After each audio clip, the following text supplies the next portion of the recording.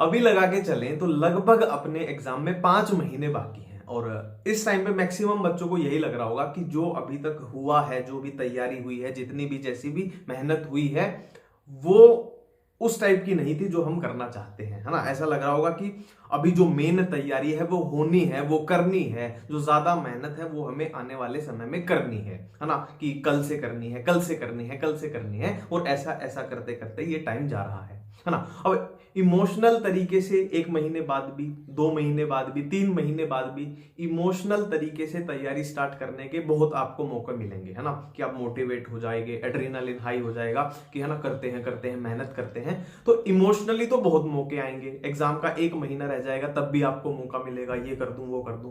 पर प्रैक्टिकल पे तौर पे देखा जाए, प्रैक्टिकली देखा जाए तो शायद यही वो टाइम है जहां से हम, है ना, कि सही से सोच सकते हैं कि अभी तक जो किया है, अगर उसको हम ये मान लें कि हमारा खराब गया है अभी तक जो किया है, और आगे हम सही करना चाहते हैं, तो बचे हुए समय में सही हो सकता है। मतलब ये उतना टाइम पर्याप्त है, 5 महीने में चीजें सही हो सकती हैं। हाँ, और बहुत सारे ऐसे भी विचार आने धीरे धीरे शुरू हो जाएंगे कि यार फिजिक्स नहीं हो रही है तो बायोकेमिस्ट्री पे ज्यादा पकड़ बनाते हैं, और फिजिक्स के जो जो आसान चैप्टर हैं, हमें जो आसान लगते हैं वो कर लेते हैं, ऐसा कर लेते हैं, वैसा कर लेते हैं। इस टाइप की, है ना, थिंकिंग, थॉट प्रोसेस और अजीब अजीब से विचार आने लग जाएंगे, है ना। पर अभी से अगर आप इस तरीके की विचारों में अगर चले जाओगे तो आप वही फिर आंकड़ा छू पाओगे, 400 नंबर, 450 नंबर, 500 नंबर, 520, 530, वहीं पे आके गाड़ी रुक जाएगी। तो गाड़ी को अगर वहां पहुंचाना है कि सिलेक्शन के लिए, सरकारी मेडिकल कॉलेज में जाने के लिए जितने नंबर चाहिए, उसके लिए जो रियल मेहनत है,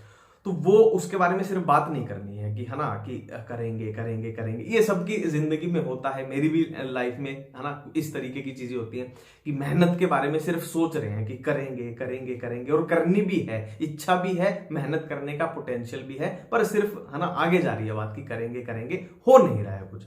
तो जो वो असली जो मेहनत है ना, कि जो करनी है, जो असल में हमें वहां तक पहुंचाएगी, उसको स्टार्ट करना पड़ेगा, है ना। उसके बारे में सोचना बिल्कुल कम से कम, फिर से बोल रहा हूँ, सबके साथ होता है, मेरे साथ भी जिंदगी में, है ना, होता है या हो रहा है ना, कि मेहनत करने का फुल माइंड है, मन है, ऐसा भी नहीं है कि कोई और चीज में मन लग रहा है, नहीं, मन भी वहीं पे है, बस फिजिकल एफर्ट्स नहीं आ रहे हैं, तो फिजिकल एफर्ट्स वहां लाने पड़ेंगे, है ना। और चीजों को कुछ इस तरीके से बैठाना पड़ेगा कि आपका जो फाइनल रिवीजन है वो बहुत अच्छा हो। जो फाइनल रिवीजन होता है, अगर फाइनल रिवीजन के साथ गड़बड़ी हो गई तो चीजें खराब हो जाती है कि, है ना, हमने अच्छी ठीक ठाक पढ़ाई कर ली थी, है ना, अच्छे से आता था, पर रिवीजन में हमने गड़बड़ी कर दी, रिवीजन हम मैनेज नहीं कर पाए, ठीक है। और बायो का रिवीजन, क्योंकि बायो एक लर्निंग सब्जेक्ट है, और केमिस्ट्री के भी 10-15 चैप्टर ऐसे हैं जो, है ना, लर्निंग साइड आते हैं, उनका रिवीजन बहुत मायने रखता है। तो जो ये याद करने वाली चीजें हैं, इनका पहले से दिमाग में पूरा तैयार होना चाहिए कि फाइनल टाइम पे हड़बड़ी नहीं होगी।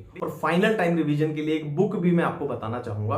तो ये एनसीईआरटी की हैंडबुक्स हैं जो तीनों सब्जेक्ट्स में अवेलेबल हैं, बायोलॉजी, केमिस्ट्री, फिजिक्स।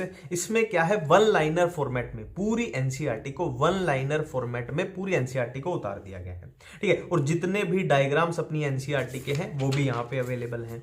और प्रीवियस ईयर क्वेश्चन की बात करें तो वो अलग से 1 लाइनर फॉर्मेट में ही अवेलेबल हैं। और छोटी छोटी टिप्स, ट्रिक्स, टेक्निक्स वो भी 1 लाइनर फॉर्मेट में अलग से अवेलेबल हैं। और ये बुक नीट के लिए, +1 के लिए, +2 के लिए, सबके लिए यूजफुल है। और एक चीज है कि आप किसी भी चैप्टर की बात कर लो, जो ये एनसीईआरटी की लाइंस हैं ये टॉपिक वाइज दी गई हैं। जैसे कि ये सेल मेम्ब्रेन का हो गया टॉपिक, ये सेल वॉल का हो गया, एंडो मेम्ब्रेन सिस्टम आ गया, गोल्जी अपरेटस आ गया, पूरा टॉपिक वाइज दिया गया है। तो इस बुक से आपका रिवीजन फास्ट हो जाएगा और आपका स्कोर 10 to 15% तक इंप्रूव हो जाएगा। लिंक मैं इसका डिस्क्रिप्शन में डलवा दूंगा।